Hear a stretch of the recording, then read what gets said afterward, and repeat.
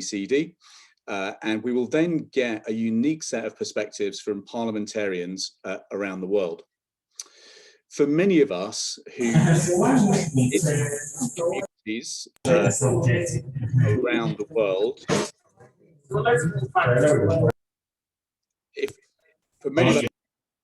if I can just ask all colleagues just to make sure they're muted when they're not speaking, so that we can hear those who are speaking, that would be tremendously helpful.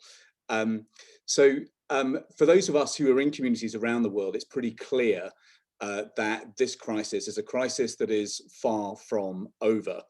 On the anniversary of COVID, we counted a terrible toll of at least 1.6 million people around the world who had lost their lives to COVID. But it's also clear from analysis produced by both the World Bank and the IMF that the economic crisis is deep and profound. It is therefore imperative, absolutely imperative, that G7 leaders agree a multifaceted plan to help those who are in need. I'll share shortly the letter that we're coordinating from parliamentarians around the world that calls on G7 leaders to agree 3 key points.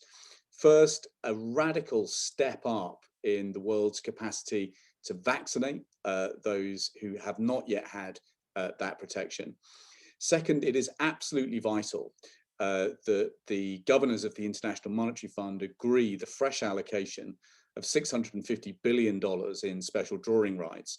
But crucially, absolutely crucially, that has to go alongside efforts by richer countries to ensure that they are sharing their surplus SDRs with countries that need them. Finally, it is imperative that we act together to replenish World Bank resources to ensure that there is a surge of financing and often grant-based financing into communities that need help. Earlier this week, I asked the IMF for an update on just the sheer scale of the challenge. Their numbers are staggering. They estimate that something like $200 billion extra is now needed to help step up the response to COVID.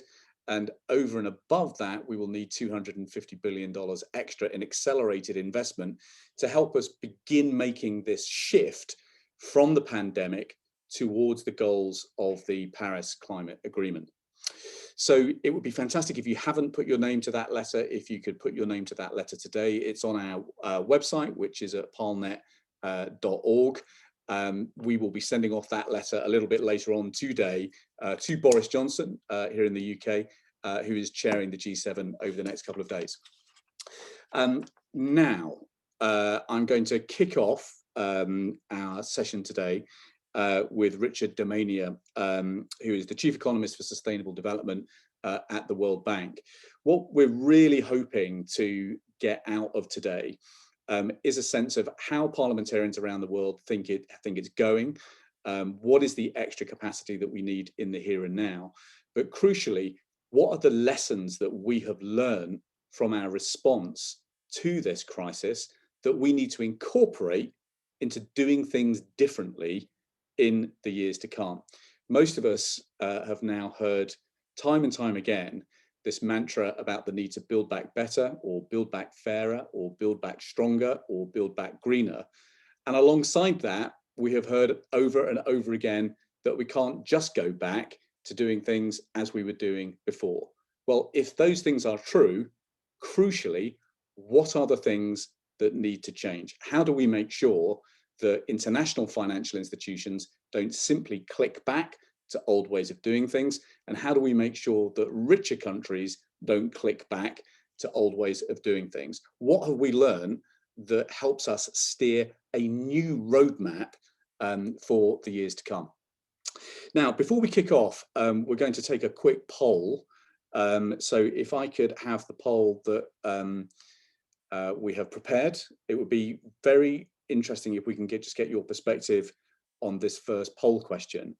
So the key question that we want to get your perspectives on, just at the outset of this meeting today, is: do you think that economically things in your country are set to get worse before they get better?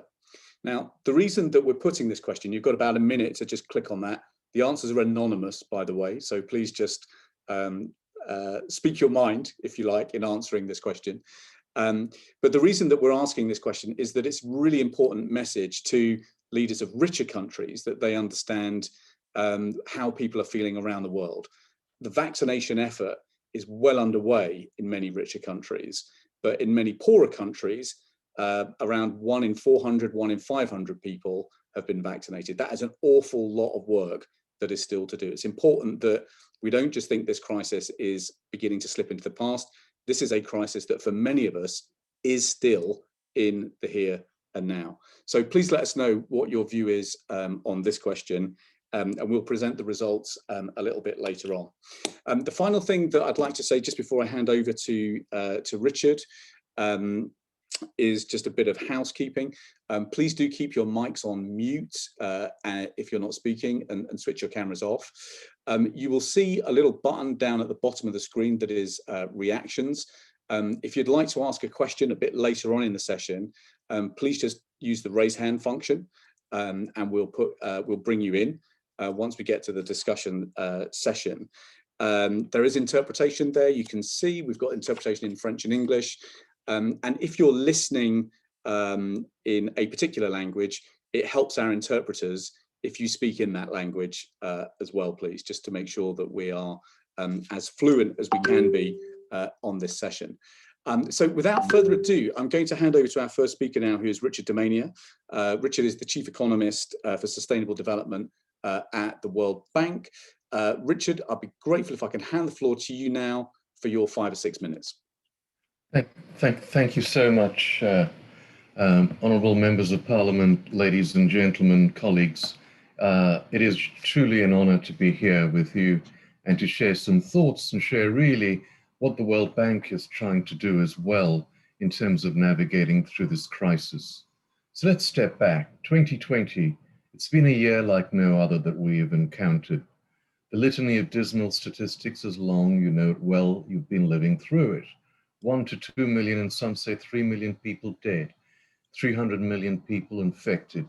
For the first time in our lifetimes, we've seen an increase in global poverty of at least 130 million people entering what we call extreme poverty. That's living on less than $2 a day.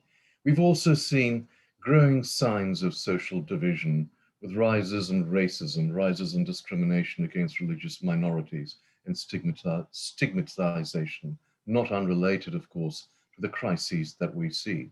And the World Bank is cognizant and aware of this. So we've tried our very best with all the resources we have to help countries, developing countries, with the recovery and the coping. We've committed over $125 billion for the emergency, for health, for economic recovery, and to address the social impacts. We've tried our level best to push that money and to spend it very well. Over 100 countries are benefiting from it. In addition to that, there's well over $12 billion dedicated just for the purchase and the distribution of vaccines, because we know the economic crisis is really at base a health crisis. You don't get a handle on the health crisis, nothing is going to happen in terms of improving economies and bringing labor markets back. But the problem that we saw with COVID, a zoonotic disease, runs very much deeper. It is but a symptom of a deeper problem. And what we need to do is to step back and look at our economic model and our development model and recognize it for its tremendous strengths, but also its weak spots and some of the weaknesses that it has. Remember too, that around March a year ago, the pandemic struck the world at a time when the world and your countries were all healthier and wealthier than at any other time almost in their history on average. Globally, what we've seen in the past few decades before the pandemic struck was a consistent deep decline in the rate of extreme poverty. In 1980, 40% of the world was in extreme poverty. Before COVID, that number was down to 10%. What we also saw was tremendous increases in human capital, literacy rates. 50 years ago, 1 in every 2 people you would have met would have been functionally illiterate across the world. Just before COVID hit, that number is down to 18%.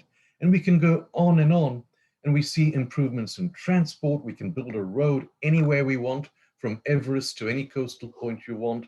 So there's tremendous scope, there's tremendous capacity, there's tremendous amounts that we've actually achieved. But cast your mind to another aspect, a blind spot, a weak spot.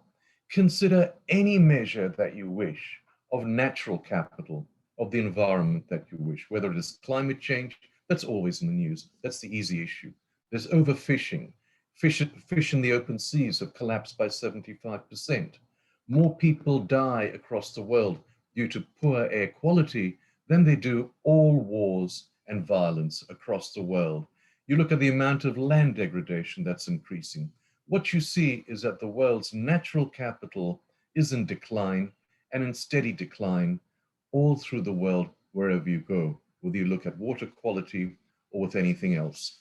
Once upon a time, our development model told us that that is fine because that is just the price of progress. If we have progress, progress comes at the cost of nature. But now with climate change and everything, and COVID in particular, we have learned that that is the wrong assumption to actually draw.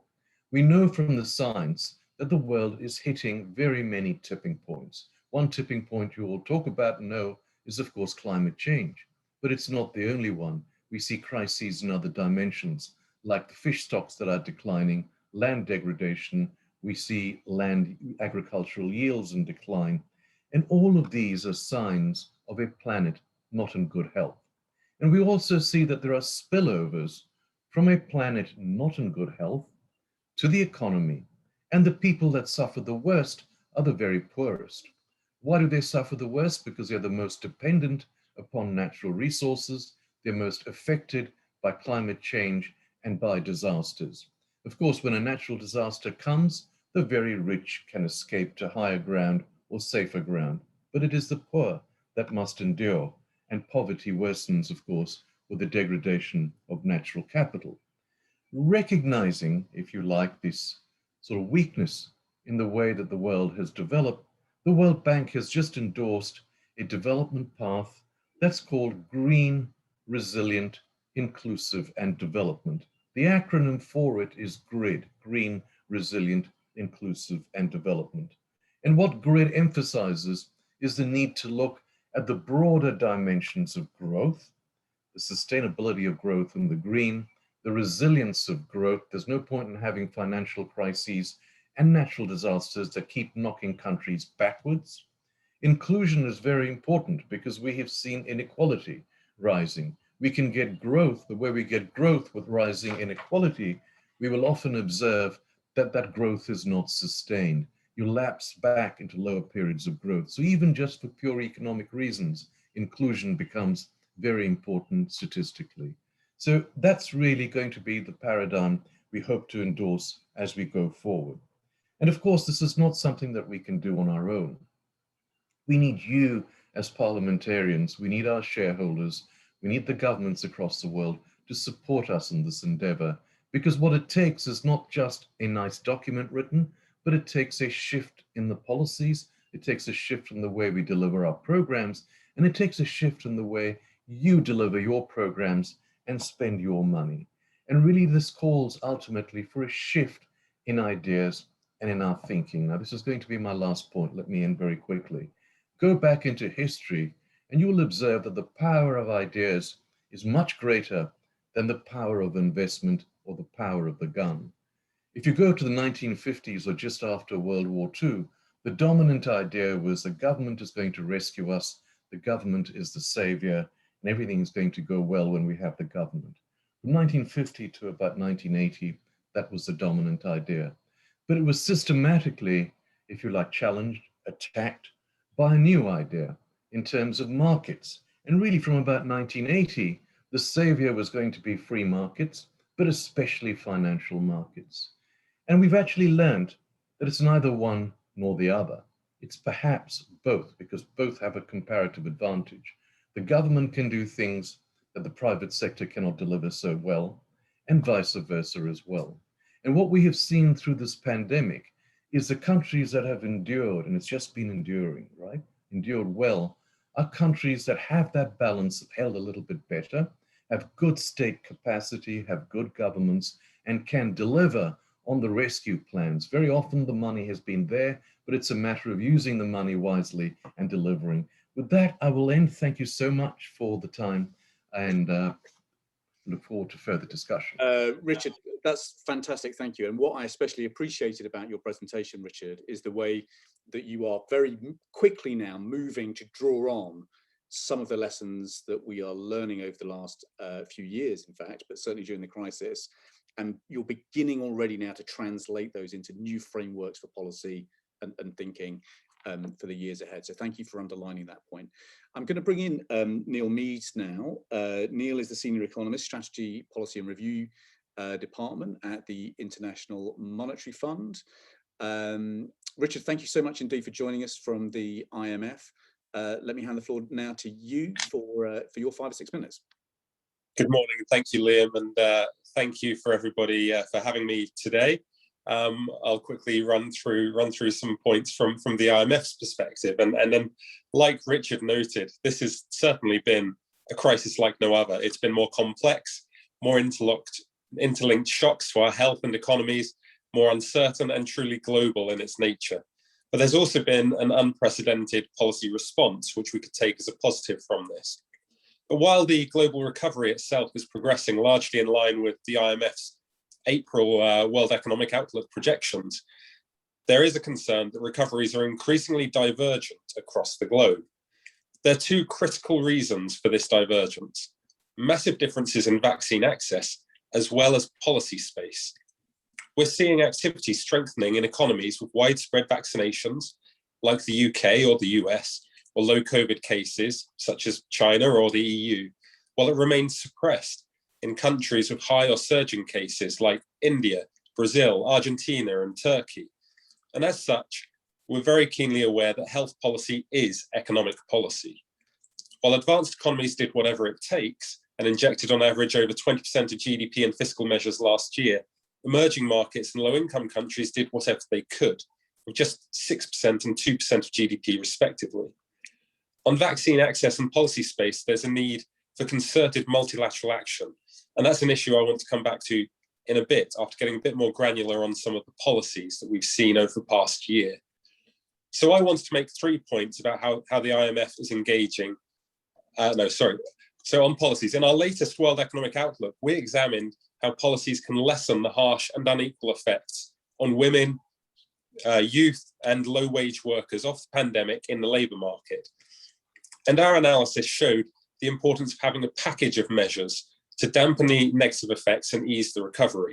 We've got to help workers keep their jobs while the pandemic shock is ongoing, encourage new job creation and ease adjustment to new jobs and occupations as the pandemic ebbs. Past recessions also underscore the need to avoid financial distress and maintain effective policy support until the recovery is firmly underway. Policy should be tailored to the different stages of the pandemic, with a combination of targeted support for affected households and firms, and also public investments.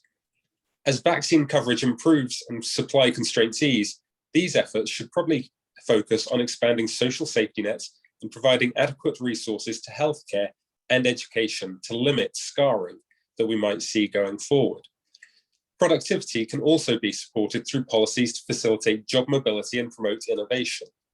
And here I'd like to bring in sort of public infrastructure investment, which should also be boosted, particularly green infrastructure. So fund analysis has shown that additional public infrastructure investment in low carbon technologies, starting at around 1% of GDP and then declining each year, could raise output by at least 0.8% of GDP in each of the next 20 years, and it would create jobs. So, of course, our policy advice will be tailored to country circumstances as we restart our bilateral surveillance activities. But I just wanted to stress those points more broadly on policies. So then bring it to the IMF support. And I wanted to make 3 points about how the IMF is engaging on several of the G7 priorities. So this is of particular relevance going into this weekend. So firstly, on LICs, the IMF recently estimated, as Liam noted, that between now and 2025, low-income countries need around 200 billion to step up the response to the pandemic and build external buffers.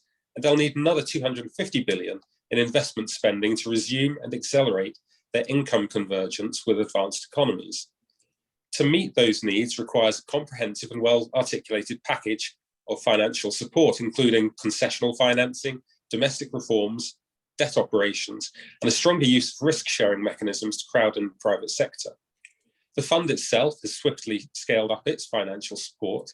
So since the onset of the pandemic, we have provided support to 51 low-income countries, totaling $12.4 billion, with concessional lending surging to 6 times our historical access levels. We've also provided close to $750 million in debt relief. We're looking to provide more space right now to help support LICs to respond to health needs, avoid scarring, and restore income convergence as we start to come out of the pandemic. And the proposed SDR allocation will also provide over $20 billion directly to low-income countries. The primary purpose, though, of an SDR allocation is to supplement countries' international reserves, which can bolster confidence and indirectly support GDP as well. So should countries need, they can also use those SDRs and then convert them to freely usable currencies to help them meet external obligations and smooth adjustment costs in the face of shocks. We continue, as Liam noted, to explore options for economically stronger members, such as the G7, to voluntarily use their SDR allocations to support vulnerable and low-income countries. For example, SDRs are a promising, but not the only, source of loan resources for the fund to lend to low-income countries. But to support higher fund concessional lending, the fund will also require additional grants. So in and of itself, SDRs may not be the silver bullet here. We're also exploring options that could support a wider group of countries to use SDRs. So we hear increasing demands from smaller middle-income countries as well. And also, people want to support a wider array of objectives, so climate mitigation and adaptation, digitalization, and support for health systems. So there are a lot of proposals and potential ideas as to how we can help. And this is a very complex issue, not least because countries lending the SDRs would still continue to bear some credit risk. And so this may take some time to implement. So I just want to say this is important, working into it, but let's not expect this to emerge overnight either. Support for vulnerable countries also requires durable solutions to debt challenges. And sustainable architecture for debt relief must achieve private sector participation while maintaining adequate private financing. In November, the G20 established a common framework to support that balance through a comparability of treatment with the private sector and anchoring debt relief on a fund program. A priority really is to make this common framework succeed. And with the World Bank, we're engaging on the first country cases right now. But addressing gaps in debt architecture and transparency can also enhance the common framework. Secondly, I'll just quickly touch on vaccines. So we're making progress here is a priority. The fund, WHO, WTO, and World Bank recently called for renewed international support to implement a coordinated strategy to vaccinate the world. And fund staff put forward a 50 billion proposal, which would increase economic activity by over 9 trillion by 2025 if implemented now. The proposal highlights the importance of upfront grant and concessional financing, together with vaccination donations and precautionary investments. The fund's looking at its own toolkit in this regard and how we might be able to help. But really the focus here for G7 is on the grant element. Lastly, on climate, at the G7 finance ministers, they welcomed the IMF's increasingly critical role in supporting members' management of climate risks and transition to net zero, including through surveillance. Climate discussions will be an important element of the Leaders' Summit, as headway is needed to support the transition to net zero. Good progress has been made, but far more is needed to be done in the coming years to be able to keep alive the possibility of keeping global warming to 1.5 to 2 degrees. We've advocated carbon pricing to be the centerpiece of countries' mitigation strategies in this regard. So in conclusion, the key policy priorities on vaccines, vulnerable and low-income countries, and climate all call for strong multilateral cooperation to deliver a more sustainable recovery and build back better. The fund is stepping up its efforts in these areas. And of course, there's scope for everyone around the table to be able to lend weight to that support going forward. Thank you. That's great, Neil. Thank you very much. And I think, you know, once again, I mean, the fund has been really in the vanguard of some advanced policy thinking, often in advance of governors, frankly, and shareholders. So creating some of that policy framework, but also underlining how much work there is still to do to actually click through the design of solutions, I think is extremely welcome. Now, Steen, I'm going to come to you now. Thank you so much for joining us from the OECD. You have a new Director General in Matthias Cormann. So we're hoping that we will continue to be able to work very closely together with the OECD and indeed with the OECD Parliamentary Network over the years to come. But you're very welcome. Let me hand the floor to you now. Thank you very much. Good evening, good afternoon, good morning, wherever you are. Thanks for inviting me. It's a real honor to be here today and to be able to contribute to this important and timely discussion. I will give you a labour market perspective because in the end that affects people's livelihoods. On the one hand, I lead the Future of Work initiative at the OECD, so I've been looking at how labour markets are changing as a result of various trends, what that means for policy. But I have also been part of the revision of the OECD Job Strategy, which is a document which summarizes what we know about how to achieve good labour market outcomes. And here we define labour market outcomes in terms of not just job quantity, but also the quality of jobs, inclusiveness, and importantly, I think, given today's discussion, resilience and adaptability.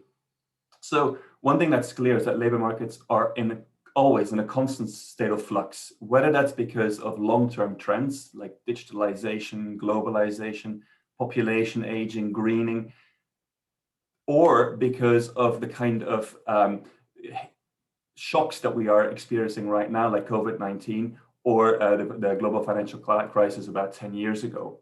Now, let me be clear, is that the greatest risk I see going forward, whether it's from these long-term trends or whether it's because of COVID-19, is rising disparities in the labor market and increasing inequalities in our societies. Even before COVID-19 hit, inequality had been rising in many countries and it was at the highest level for decades in many countries. And in many emerging economies, in some emerging economies it was declining, but it was still at extremely high levels. So I think the challenge going forward is really about making sure that some groups don't fall further behind and that everyone grabs some of the opportunities that lie ahead, because I do think there are opportunities that lie ahead. So one of the questions that we were asked is, what did we learn from the crisis and what worked well? Well, I think it's already been said that we won't solve the economic crisis without solving the health crisis. So I won't dwell on that much longer. Also, I think I'm not a macroeconomist, but it's clear that macroeconomic policy played a critical role in getting countries through the economic crisis. It's important to stabilize the economy as well as the labor market through both monetary and fiscal policy. I mean, just to give one example, which might be out of reach for some countries, but the massive fiscal stimulus we've seen in the US, and that came on top of monetary policy with near zero interest rates, purchasing of securities, lending to banks and businesses. So this massive amount of support also means that the US is predicted to recover faster than other economies from this crisis. But of course, that assumes that you have the resources to do so. Let me focus on a specific policy that I think has worked well for labor markets. And it's a policy that is very effective in terms of preserving vulnerable jobs that are viable in the long run, but are at a threat as a result of a crisis like the one we've just experienced. And this policy is short-time work schemes. So these are subsidized schemes whereby workers, employees keep the contracts with their employers, even if work is suspended. So these schemes were used in some countries even during the financial crisis, the Great Recession, and they were proved very successful in terms of limiting job losses. Now, what we've seen in COVID-19 is a much more extensive use of these schemes.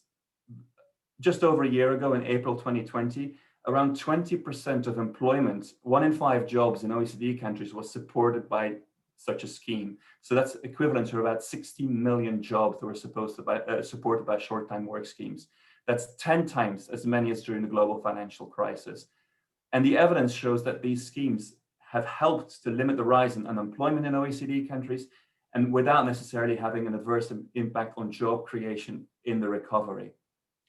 Now, while they preserve jobs, it's equally important that these schemes are limited and that they're phased out appropriately. So it's perhaps already been mentioned that we're experiencing a K-shaped recovery. So in some sectors, we are back at full economic activity and these schemes can be faded out, but they need to be maintained in other sectors that are still affected by social distancing measures.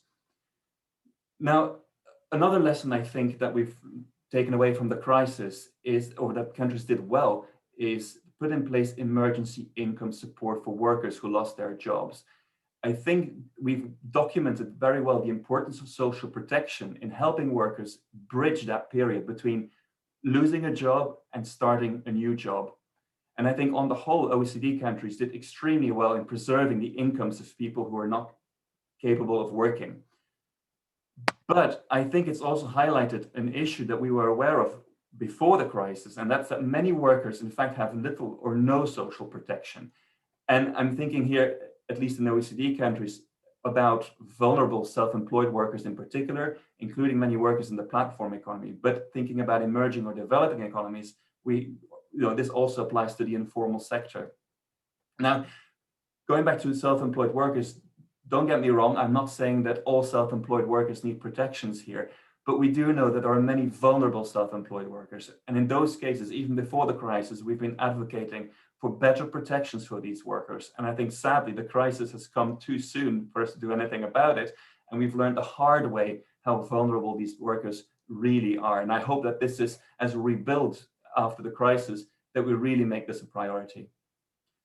Now, of course, adequate income support needs to be coupled with an effective activation strategy to help people back into work. So this is the famous mutual obligations. Again, I think many OECD countries have had the right reflex. More than half of our member countries have increased the budget for their public employment services in 2020, and a similar share of countries are planning to do so this year in 2021. So in the early stages of the crisis, they took measures to foster job creation, to increase labor demand. But I think going forward, training will be critical. Some jobs have disappeared and they might disappear forever. I mean, just think about the number of bankruptcies we've seen in high street retailing. But other jobs will emerge elsewhere. And I think we really need to help displaced workers grab these opportunities. But the problem is that we know that many workers don't or participate only very little in lifelong learning. And especially the low-skilled workers who are often hardest hit by these kind of crisis or long-term labor market change. And we also know that COVID-19 dealt a huge blow to training. As a result of shutdowns, etc., we've estimated at the OECD that informal learning fell by a quarter, non-formal learning fell by nearly 20%. That's a big loss in learning and one that may not easily be recovered. Now, my final point, and this is more in terms of how we build back, as the recovery takes hold, I think we need targeted packages, including employment incentives, training, but these should be targeted on certain groups, like the low-skilled and youth, who, according to our calculations, have been the hardest hit in this crisis. And if we don't intervene now, if we don't focus our scarce resources on these particular groups, we are going to end up in a situation where these young people, especially the low-skilled, will be scarred for the rest of their careers. Not only have they gone through this crisis, but many have experienced another crisis just 10 years ago. So I think we need specifically designed packages to help these individuals in the recovery, and that should be a priority now in the next few months, is setting those up. Brilliant. Thank you so much. And I loved your focus because, something the Parliamentary Network is trying to kind of underline is that as we shift from the pandemic to the goals of the Paris Agreement, we've got to navigate what we've called the three rises: the rise in technology, the rise in temperature, and the rise in trade conflict. And if something like 1.4 billion jobs are going to be affected by automation to some degree, then we have got to do a much better job at putting some of these systems in place. And so the lessons that we've learned over the last year will be critical in informing the shape of that policy design. Now we're going to go on a global tour now, folks. We're going to hear from some Parliamentary Network members from around the world. We're running slightly behind time, so if my colleagues can help me by keeping remarks to kind of 4 to 5 minutes, then we'll get everybody in and still have time for some discussion. But we're going to do another poll question now, because I'd love to get your take on this question based on your own feelings, but also based on what you've just heard.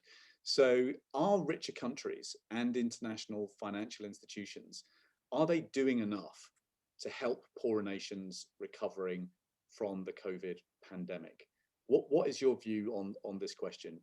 We'll just leave that on for a minute, for a few more seconds, and then I'll present back both answers at the end of this session. So are richer countries and our international financial institutions, are they doing enough to help poorer nations recovering from the COVID pandemic? What's your point of view on that? Right, we're going to begin our global tour, and I'm delighted that we're going to begin with Baroness Sheehan, who is a parliamentarian here in the United Kingdom and a member of the Science and Technology Select Committee in the House of Lords. So let me hand over to you now, Baroness Sheehan, for your 4 to 5 minutes. And thank you, Liam. So let me start by saying that I completely agree with you that the COVID crisis is by no means over. Speaking from a UK perspective, our government, I think it's clear, is not yet learned to respect the virus, and that is a real weakness. Currently we face a time of real reckoning. The virus is circulating amongst a partially vaccinated population, creating ideal conditions for it to mutate into a variant that can escape the vaccines. And we've so far failed to act on the fact that no one is safe until everyone is safe, and large swathes of the world have been neglected despite the best efforts of the WHO, Gavi and CEPI, the Coalition for Epidemic Preparedness Innovations, through the COVAX initiatives. So our strength, both domestically and globally, has been the science community. The fact that researchers in China published the genome of the new SARS-CoV-2 virus as early as 11th of January last year really helped the world's vaccinologists to get to work. And key to their success was collaboration on a global scale. A normally 10 to 15 year process was squeezed into 10 months. It was really quite a phenomenal effort. However, the hoarding of vast supplies of these vaccines by richer nations has been a moral failure and a moral weakness, and a major weakness in our ability to fight the virus.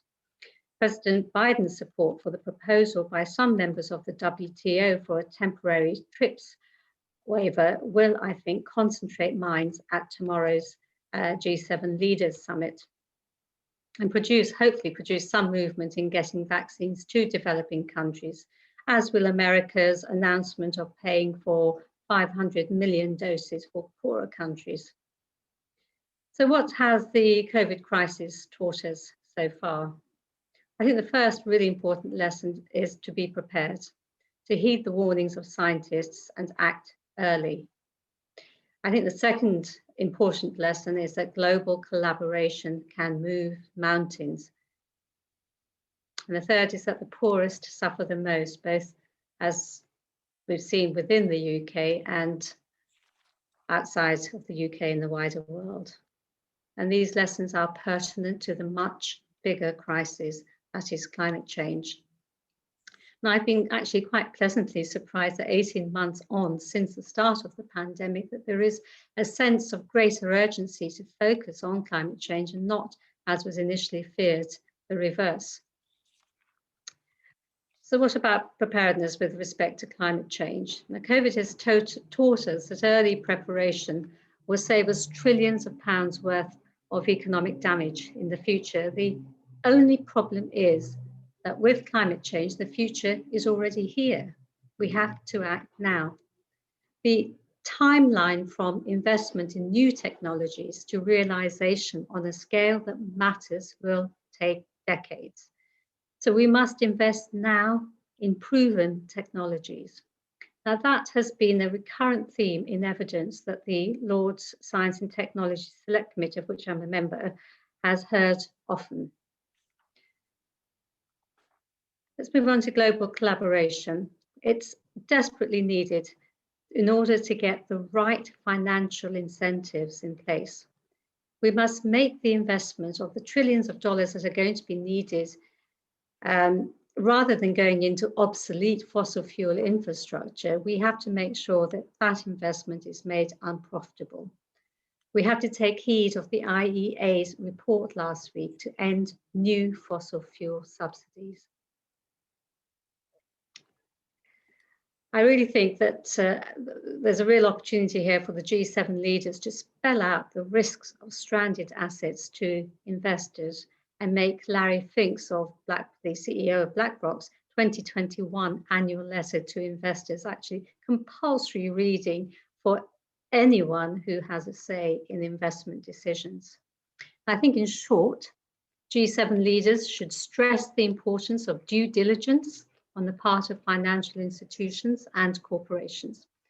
And they must put their words into action and align their own domestic policies to their net zero targets, like Sweden and New Zealand are doing.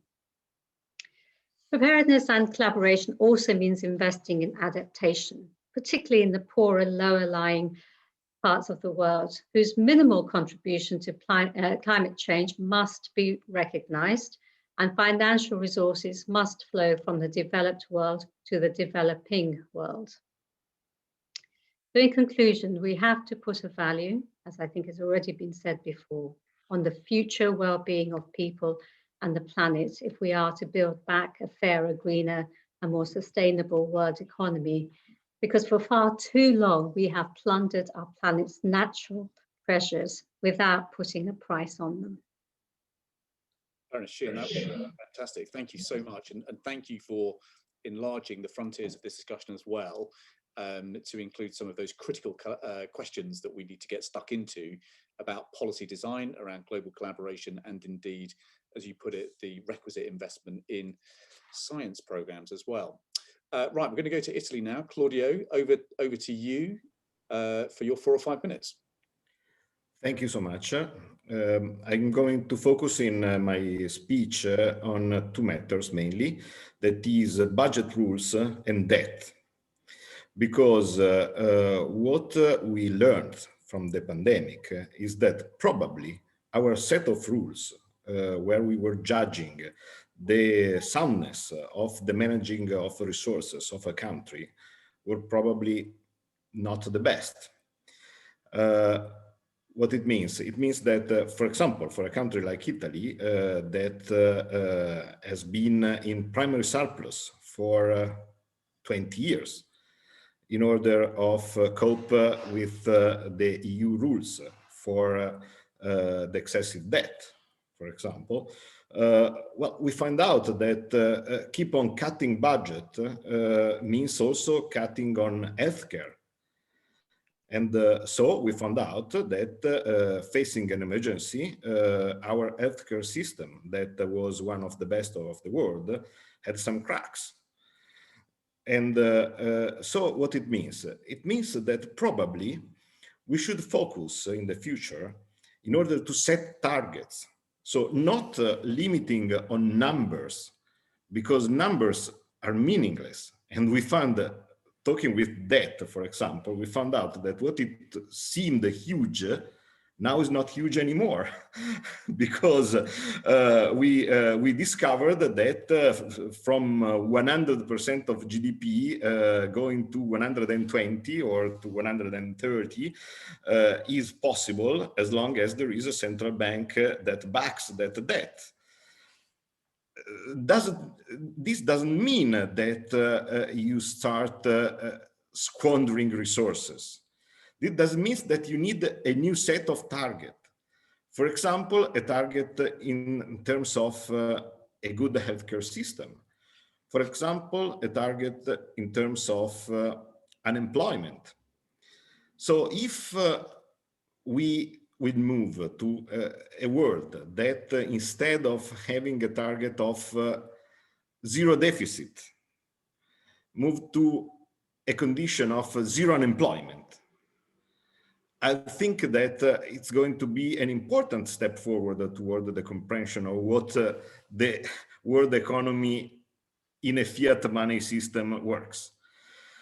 And it's up to this international institution to set up these new rules and these new goals. And it's going to be an enormous challenge, because of course everyone thinks that there are priorities, but I think that is going also to be necessary, because if we find out that, for example, simply to give you the example, that the zero unemployment is a good target, then there could be a subset of rules that means that these newly employed people with infrastructural money that need up to create a greener, more efficient, more resilient world, should be addressed also to certain goals. For example, as I said, to set up a minimum number of ICU beds for in proportion of the population, because if not, if we click back to the old system, that means that if you have, for example, 100 ECU bed for a certain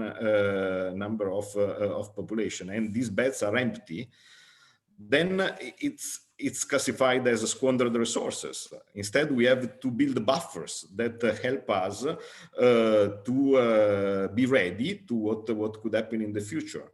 So this is probably the biggest lesson that we have. New targets, new set of rules, forget what we had in the past, and move forward in order to establish these goals that should be the new target for the governments. Brilliant, Claudia. What a brilliant presentation. I was smiling because one of our earlier sessions, I asked Carmen Reinhardt actually about this question about what are the new frameworks now, and indeed what do the IFIs think are the new frameworks for sustainable levels of debt, because actually one of the conclusions from her book with Ken Rogoff 10, 12 years ago was that actually growth gets in trouble when you have debt levels at 100% of GDP and above. And actually this call for a more complex set of sustainable fiscal and public service frameworks, very, very, very good. Right, okie doke. We're going to go to Jamaica now. Marlene, hopefully you're with us. Marlene Forte? I am here, yes. Wonderful, Attorney General of Jamaica. Thank you so much indeed for joining us. It's great to see you again. Over to you. Good to see you all. Just thinking about that last line about growth getting into trouble where there is high debt. And my call always is for the highly indebted middle-income countries to be looked at in a special way, because you're not poor enough, but the debt is so high that your policy space is small. So with that, I think I will begin by, again, thanking the Parliamentary Network for convening this meeting ahead of the G7 meeting tomorrow, the G7 summit tomorrow. I don't think it can be overstated the importance of facilitating the knowledge transfer and the exchange of perspectives, as we are seeking to hold our governments and the international institutions to account for better development outcomes. And also our own advocacy for increased accountability and transparency in development cooperation must result in better decisions. With that said, I have structured my presentation along the questions posed.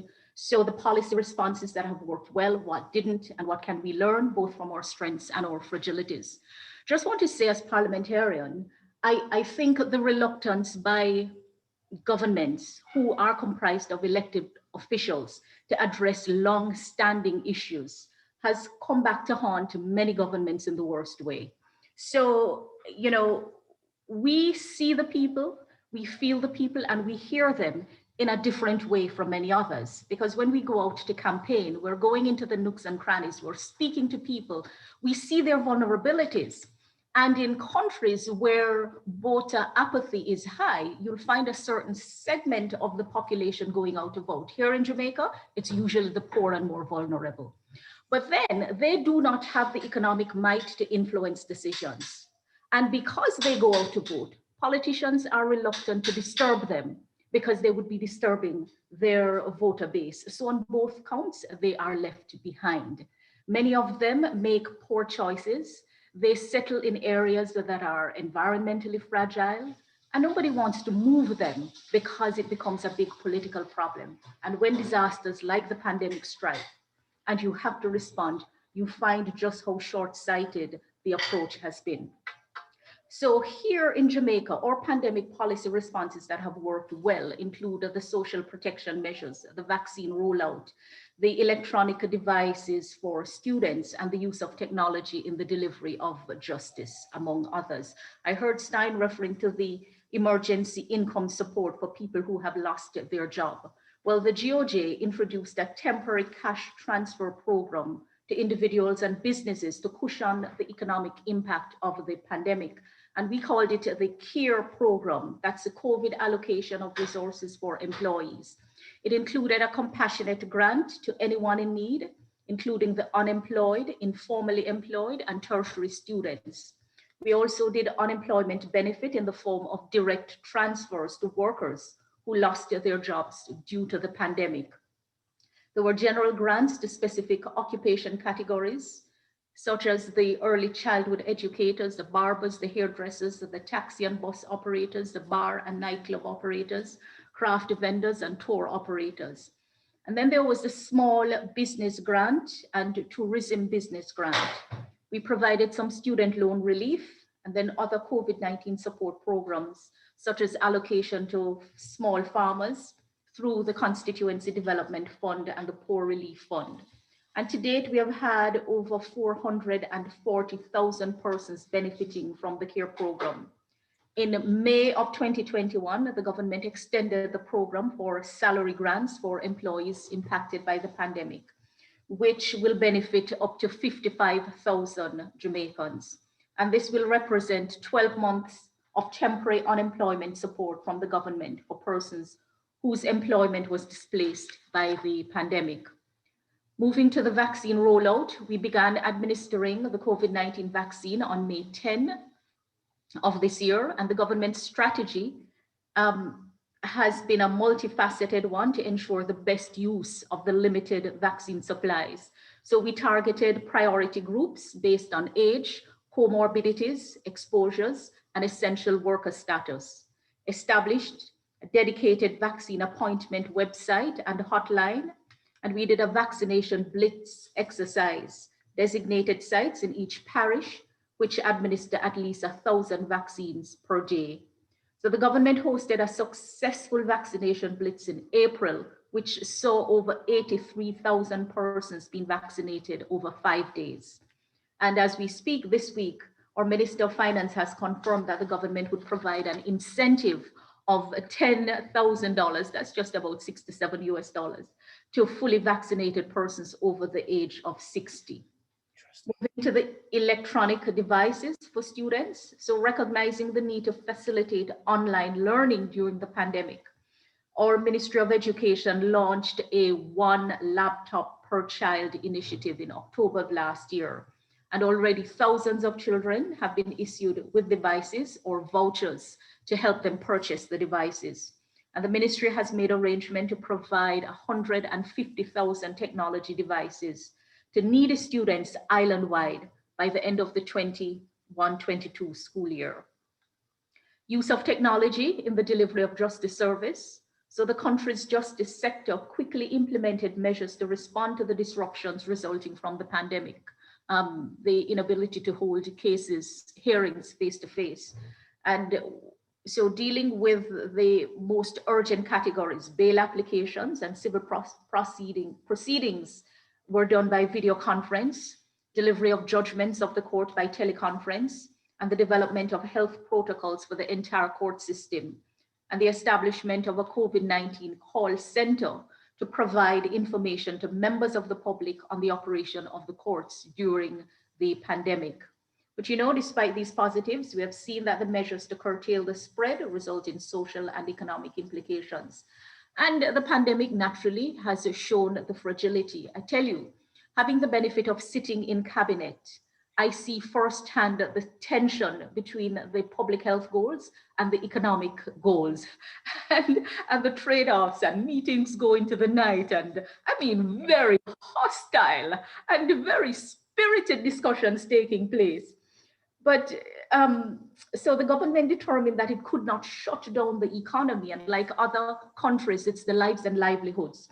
Because if we had shut down, it would create a bigger problem. And in fact, we would find more people dying from other things than the virus.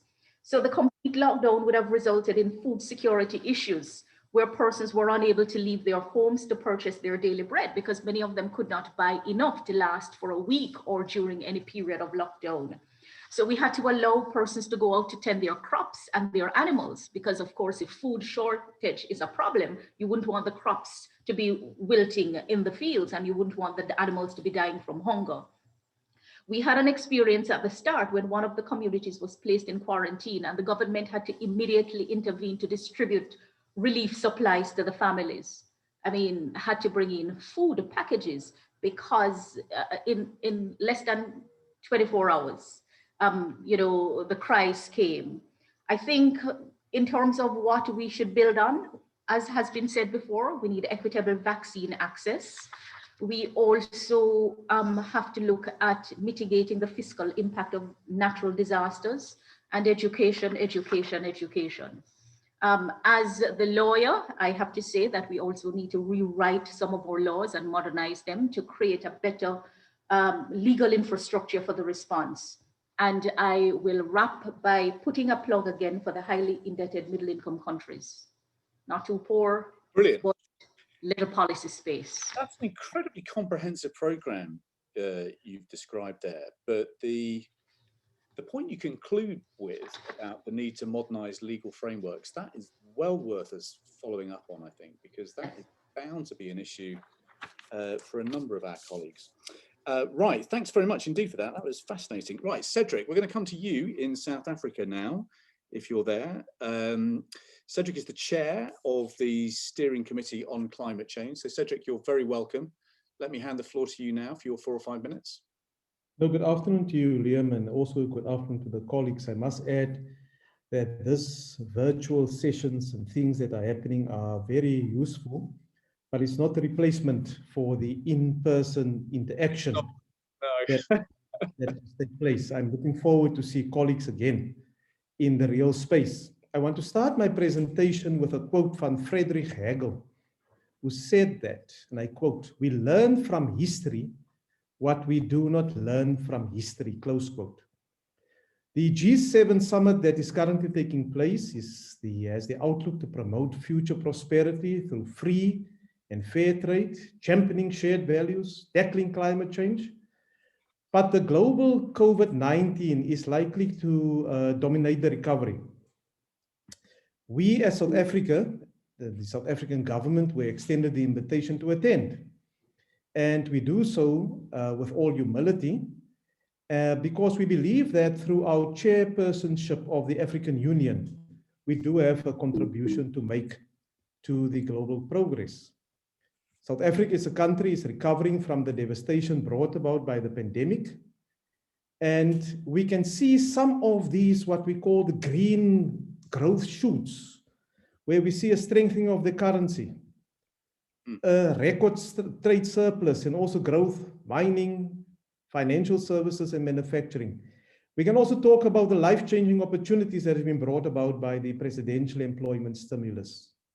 We can also reflect that there is progress towards greater policy and regulatory certainty in certain economic sectors such as energy and telecommunications. But the G7 Leaders Summit is essentially an opportunity to seek broader support for the struggle that we are waging alongside India and other 100 countries or so to achieve a temporary waiver on the TRIPS agreement of the WTO to ensure that we have equitable access to COVID-19 vaccines.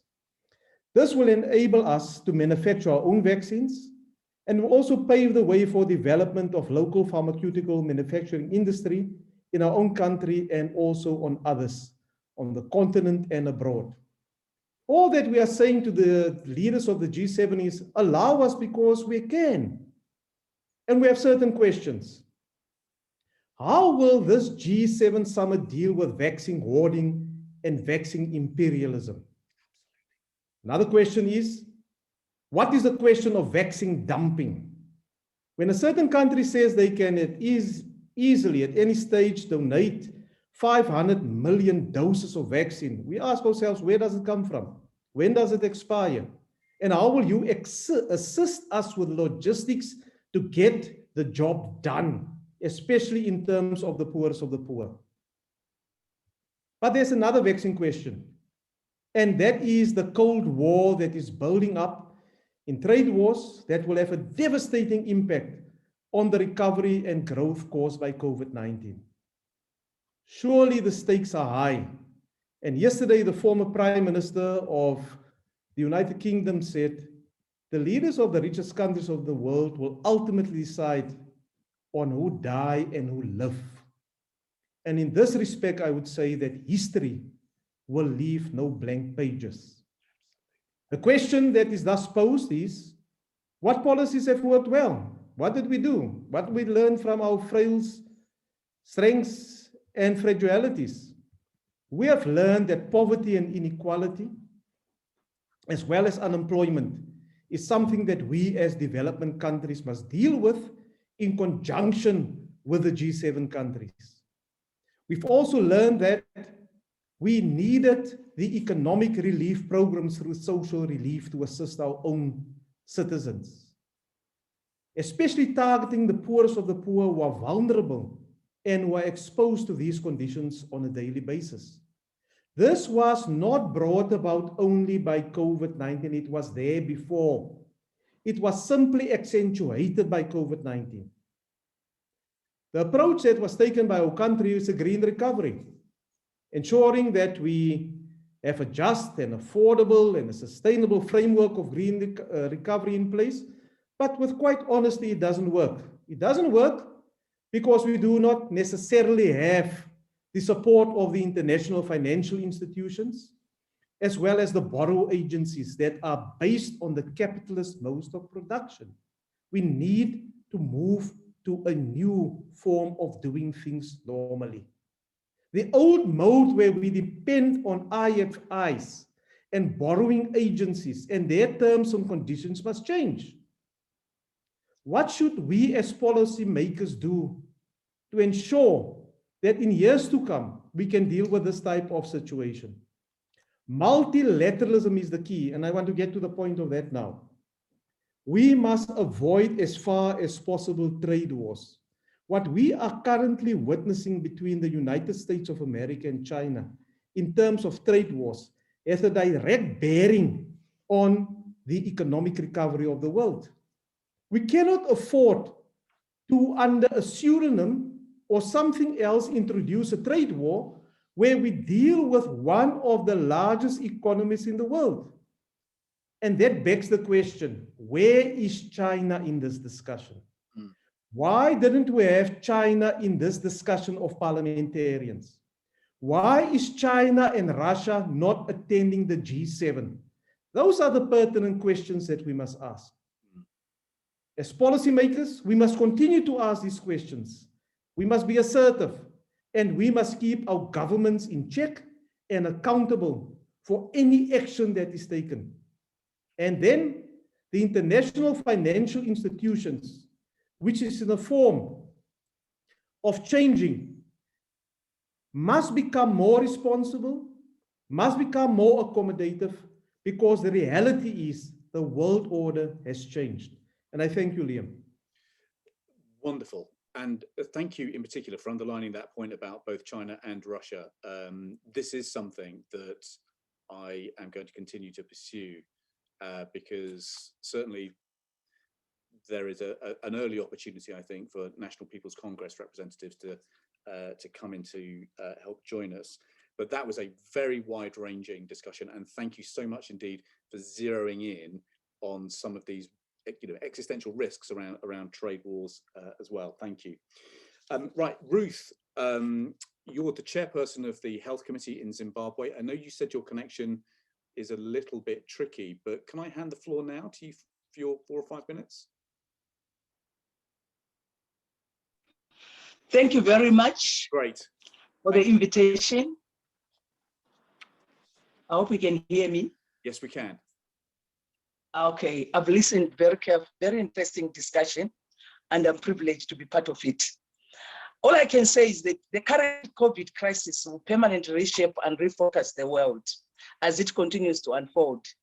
The effects of the crisis will be more pronounced in poor countries like my country, because long before the COVID crisis came, our economies were underperforming.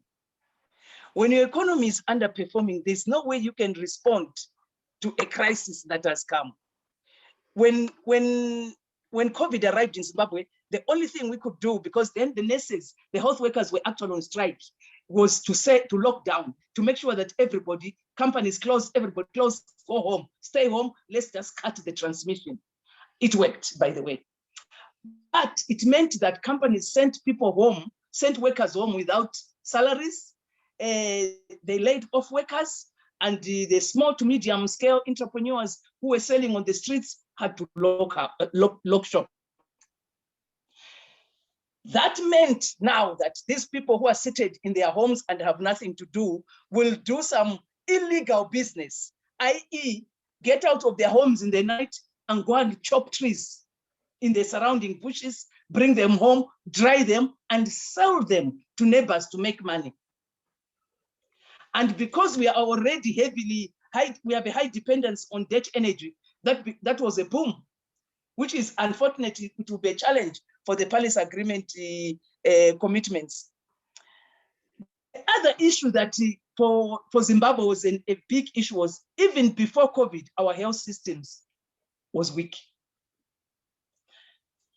We did not have what other people had, ventilators, everything you needed, protective clothing. It wasn't adequate.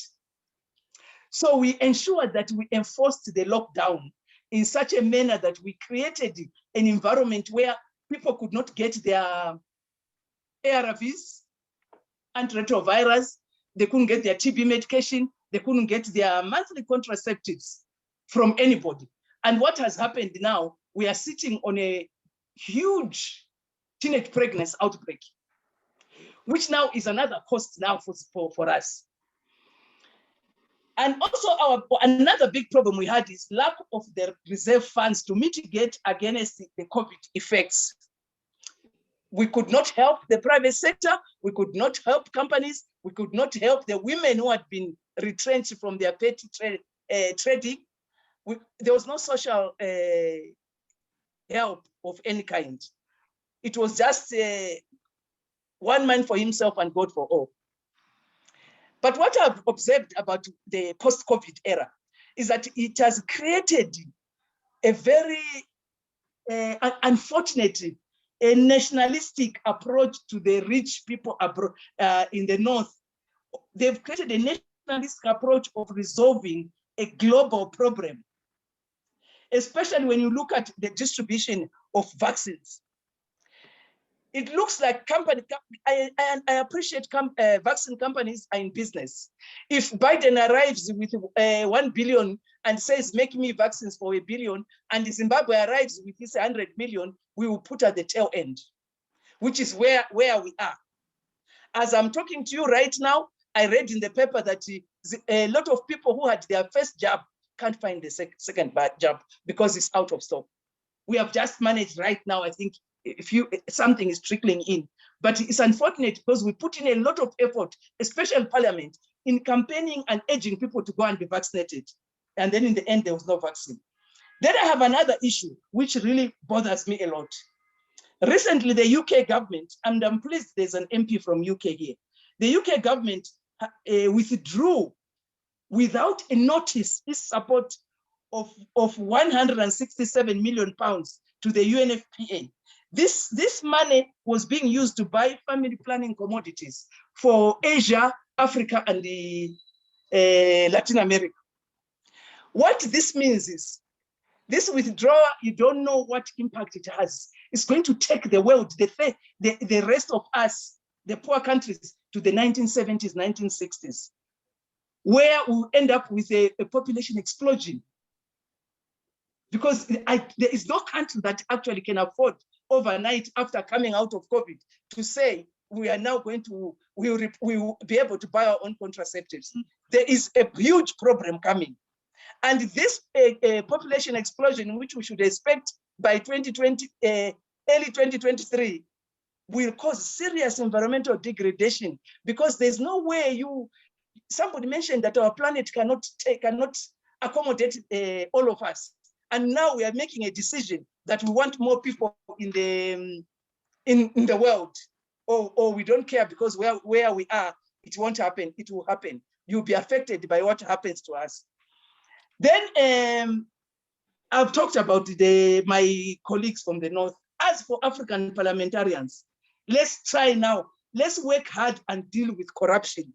We are in this situation where we are because we are corrupt. Let's deal with executive maladministration.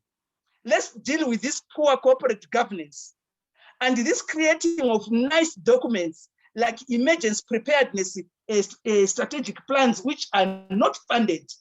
When the emergency comes, you hear the minister saying, "Oh, I'm crowdfunding, I'm crowd." You are not supposed to be crowdfunding. You're supposed to be to unlock those already existing funds, which is very unfortunate. And I'll just share with the team here that as parliamentarians, we did actually meet briefly, especially on the issue of the British withdrawing from family planning.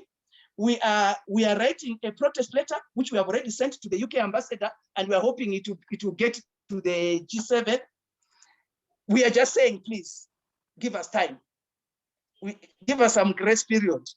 But simultaneously, we are pushing for the Minister of Finance in our country to increase domestic funding for family planning, because we have achieved the steering committee I'm talking about that is written in this protest letter involves civil society organization and from Population Services Zimbabwe and the Zimbabwe Family Planning Council and Parliament.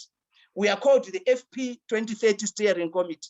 We monitor the indicators maternal mortality and met need of family planning and contraceptive preference rates. And we are worried. Thank you. Ruth, thank you so much. And let me say, as a UK parliamentarian, we had a big debate about that terrible decision to cut aid on Monday, and we hope to force a vote soon to reverse it. It is exactly the opposite of what rich countries should be doing right now. Right, apologies that I'm slightly overrunning, but Yisa, I'm going to come to you now in Kosovo. If you want to give us your 4 or 5 minutes, and then we'll open up the floor for discussions. Thank you. Thank you very much. It was a great pleasure. Great pleasure to hear from your perspective on the matter of COVID developments and what lessons we could actually learn from such an experience. So a great honor to be part of this panel here. What we can say about COVID is that it definitely changed our lives in a dramatic way, and it upgraded from being a health crisis into an economic crisis that is going to need proper treatment for a couple of next years. And I think there's a lot of effects that we could observe, mainly health and also economic effects, but there's also a lot of unseen effects, both in the short term and in the long term, that we're gonna see by time. I think that before we move to actually the healing part, it's very important that we do not turn the page yet and we reread the page of what lessons we could actually learn from such an experience, which are major lessons learned through a very hard way. This is a period that we must remember. Therefore, I think that one of the lessons we actually learned from dealing with the pandemic was that we need more global cooperation. As stated before, we saw the success of that with the case of vaccine discovery. It was usually a process that takes 5 to 10 years or even more to coming to that stage, and it miraculously happened in a speedy process. So that's the power of working together and unifying and globally cooperating with one another. But also beyond that, beyond the scientific committees, we do need also political commitments on such matters.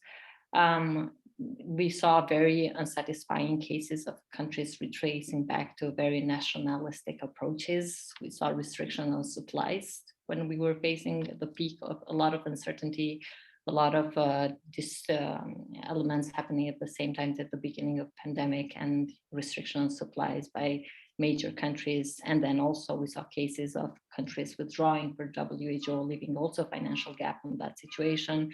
And then also again with the vaccines, which is still a problem with the redistribution of the vaccines. It was also mentioned before that we're seeing more vaccination in countries with very low cases, and we're not seeing any vaccination or massive vaccination in countries that's happening a lot of cases. And we need to understand that this is a problem of all of us, and there is no ending it without it ending it everywhere. Secondly, I think it was also evident that we were not hit the same way. COVID-19 magnified disparities that have been long present among a variety of groups of people, as in the case of Kosovo, but I believe also in many other countries, it was mostly hit within low-income groups of people, minorities, working moms, youth, and those living in rural areas. So it's very important that when we design our packages of coming back, we do consider these elements as we pave our way forward in order for us to recover, but to recover in a fair way. So we have sustainable progress and sustainable recovery as we aim to go back to the points where we were prior to COVID-19. So we need to think of ways how we redistribute resources, and also ways of potentially debt restructuring for those categories that were hit the most. Let's say in the case of Kosovo, we do not have health insurance yet. So one of the ways was also to try and cover treatment reimbursement for all the COVID patients that happened. This was a minimal stimulus, but one of the cases that I can remember right now. And then I think one of the elements that we might initially see, but it's out there, it's also mental health that needs to be treated seriously. I think it was also called as a shadow pandemic by WHO itself. So in many countries, it is still stigmatized to talk about mental health. So I think us as parliamentarians, we need to set an example and start maybe sharing our own stories in order to stimulate more people to sharing their stories, and invest in institutions that can facilitate this process, because people were faced with loss of jobs, loss of all they had, loss of their family members. So these were very tragic times that's going to need some proper treatment till we normalize. And on the element of climate change, it's exactly as the story of the pandemic itself. We see the warnings, but we were not ready, and sometimes not paying the proper attention to this warning. And I think it's becoming more evident every day. I mean, it requires you to observing your day-to-day situation, and you see that it is a change, that it's happening. So we need to come back, and we need to come back greener. In Kosovo, we have a case that we have a lot of coal resources, so we rely a lot on coal for energy, but I think we're having some progress or diversifying our share of energy with renewable resources. So in 2018, we reached a 24.9% share of energy from renewable resources, and our target for 2020 was 25%. So there is gradual progress, not at a very satisfying level, but it's some steps that we're taking gradually, because our main resources are coal. So we need to work on this area, and also to upgrade our technology in order to balance these two elements on energy consumption. So thank you very much. This is from my side. It was a pleasure hearing from you, and I hope I could contribute also to this discussion with my friends. Absolutely, absolutely fantastic. Thank you, and particular thanks for just enlarging that argument about health into questions around mental health, which I absolutely agree. I think we are going to see an epidemic of mental health challenges now. And the point that you make there, just finally, about mobilizing investment for new energy infrastructure at a time when budgets are under real stress, I think is a point that needs to be understood by IFIs better. Right, we're going to go to the poll results now. I'm going to be fascinated to see what you all thought about this. Right. Very interesting. Okay, so do you think economically things are going to get better, worse before they get better? So over half people on the call think that things are going to get worse before they get better. So some ambivalence here, about 19% of people saying not sure, but that is almost 2 to 1. People think it's going to get worse before it gets better. And then what was the answer to the second question? Where did people come out on the second question? Look at that. Isn't that interesting? So based on what you've heard so far, are richer countries and IFIs doing enough to support poorer nations? 3/4 say no. So, I mean, that just underlines what a lot of people have said about the need for leaders at the G7 really to get their act together over the next kind of couple of days. Right, thank you very much. I'm going to go over slightly, if that's okay, because we have got some people indicating to ask questions. So I'm going to take all the questions together. If we can't get answers now, then we will try and get written feedback.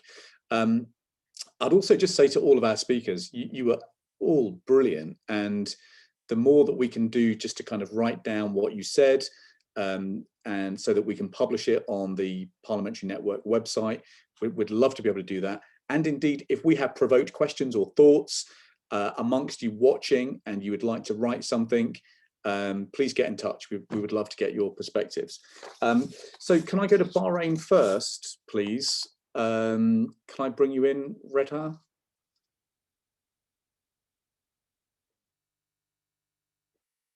If we can, I can't hear you. If you can unmute for me, that would be great. Unmute, sorry. Okay, sorry, now you can hear me. Thank you.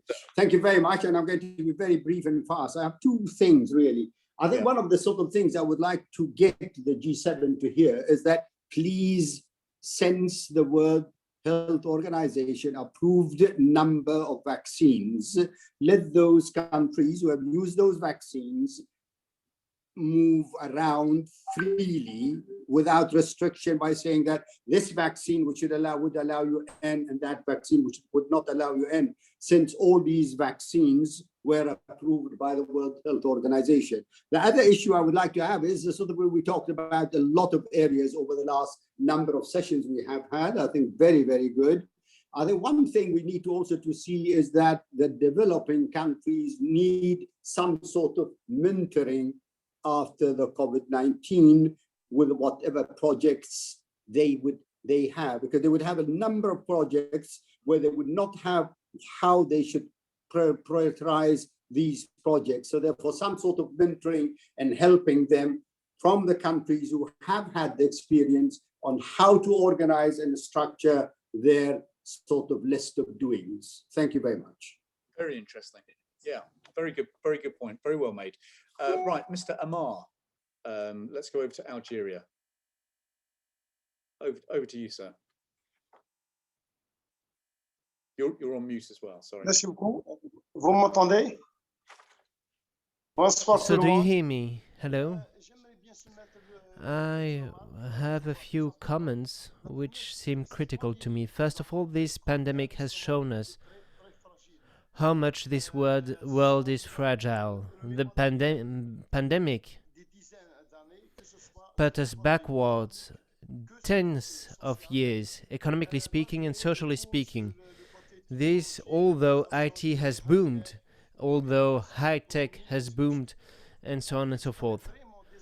Furthermore, we are deeply sorry to see that a few countries were able to reach very high level of vaccinations, while other countries seem to be unable to put their hands on vaccines, maybe because poverty arrived because of the pandemic, or because, well, vaccines do not arrive, and simply because COVAX isn't able to play its role.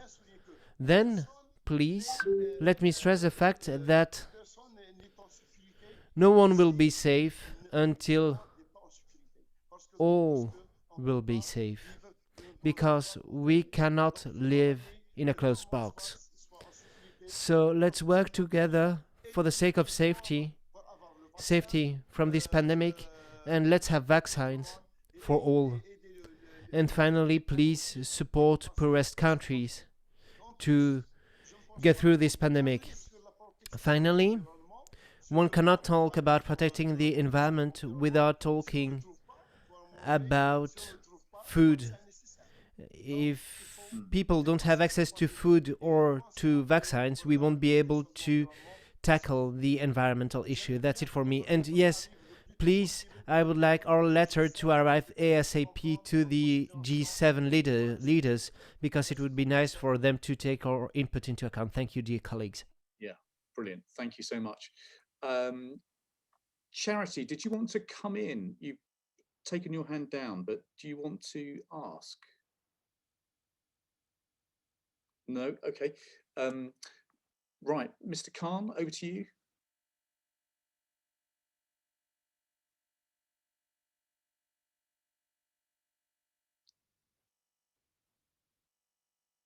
There we go. You're on.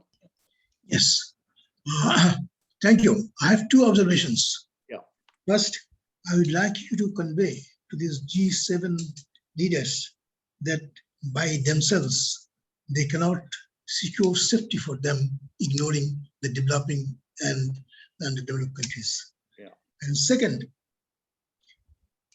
there is a possibility and a need for manufacturing these vaccines in our countries.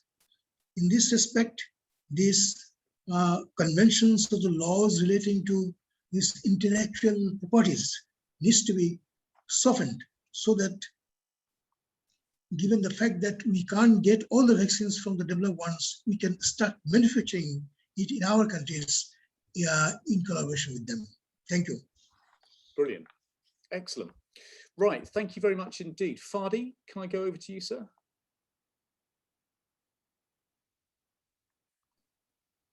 Hi, Liam. Hi, everyone.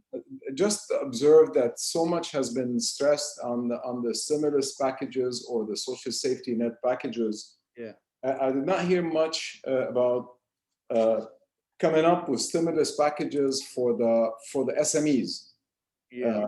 I think what we need to do once we're done with the pandemic, and hopefully we'll get done with the pandemic in a few months, I think that the key target now, or the key element for any economic growth, would be to hopefully, through the G7 and the wealthier nations, to be able to assist the SMEs, as they are going to be the engine for growth in every single, I think, economy right now. Yeah. Thanks. Yeah, brilliant point. Thank you. Elmi Nur, over to you.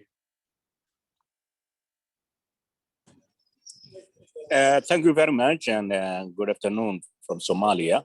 Hi there. And I supported the point is mentioned before, but I also add Somalia is the least prepared country for pandemic control, or you can say in terms of health infrastructure and in terms of economic infrastructure.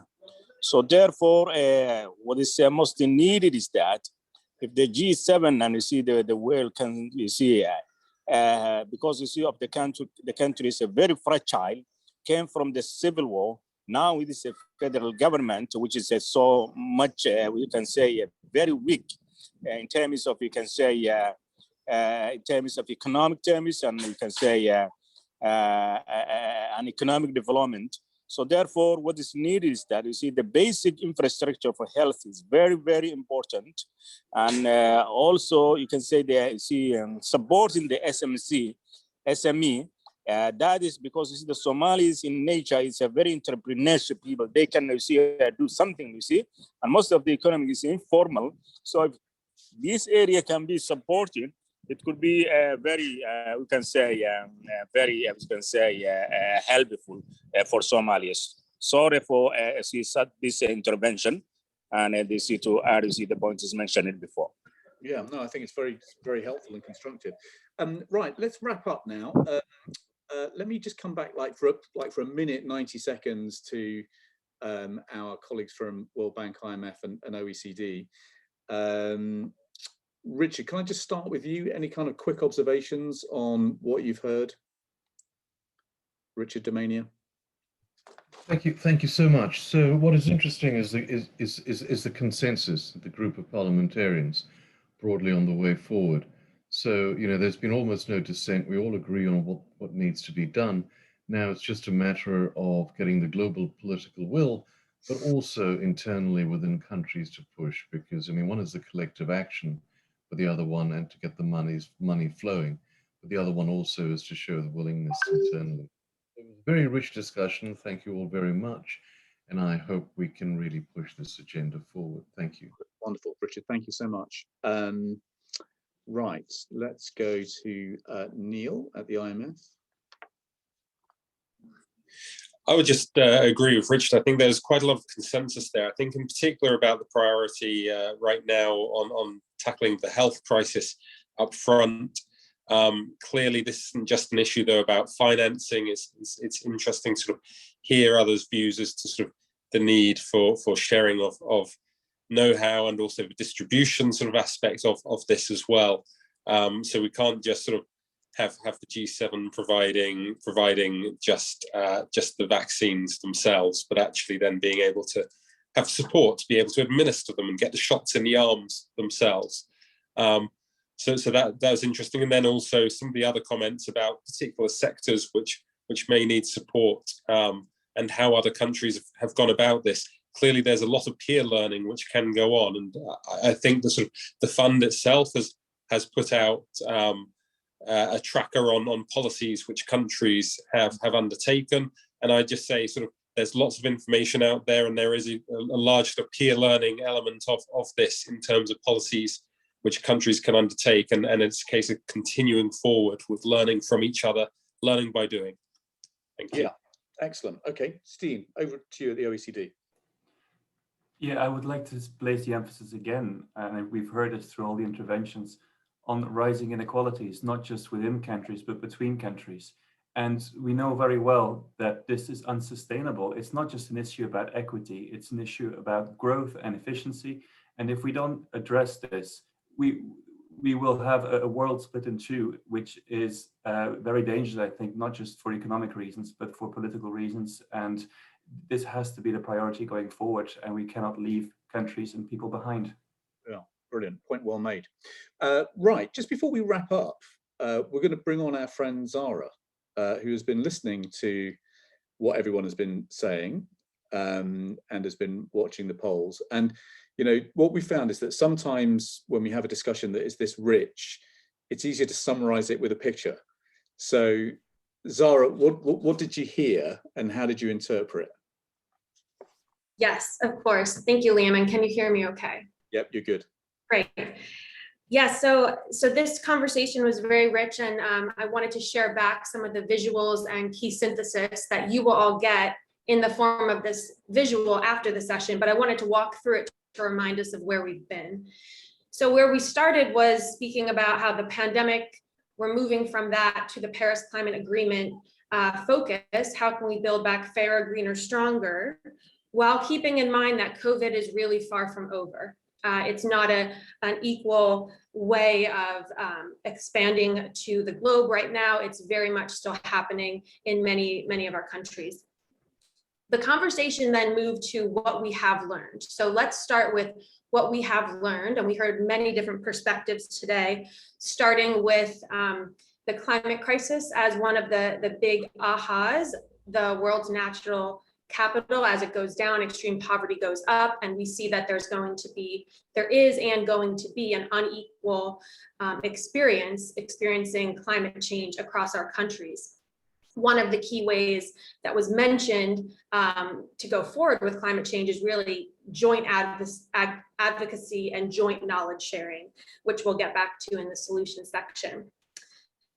We also heard from folks about how technology and science really provided strong solutions during COVID and continue past COVID, specifically the vaccine development speed, digital education initiatives, and bringing justice, as we heard, through different digitizations and modernizations through technology. So those will definitely be important in the future solutions. Overarching, I heard that really what was described over and over again is interlinking crises really require interlinked solutions. So these are not one standalone solution here or there. Health and the economy are really connected. So health policy is really economic policy going forward. And one of the last sections about what we heard as far as what we have learned is that the poorest suffer the most. Was mentioned around the K curve, how some countries are on the upswing, many countries are kind of more pointed down with uneven vaccine access, rising inequality in labor markets. And while there have been some really positive changes, for example, limited short-term work schemes, that help save jobs, in general, when health policy is not equal, economic policy is really not going to be on the upswing. So where does that really leave us? The final question that we heard answered was, what should we take from what we've learned and build on to create more shock-proof societies, to really be more future-proof and go forward? And a couple of big themes really arose. The first was around specifically, let's see if you can see that. Sorry, 1 second. Okay, specifically health. So thinking about what is a comprehensive world vaccine strategy, not only for the rich countries, but more so for those who do not have access to vaccines across the board. Specifically, how might we ask questions and demand action from our representatives and from the world groups that are managing the excess vaccines?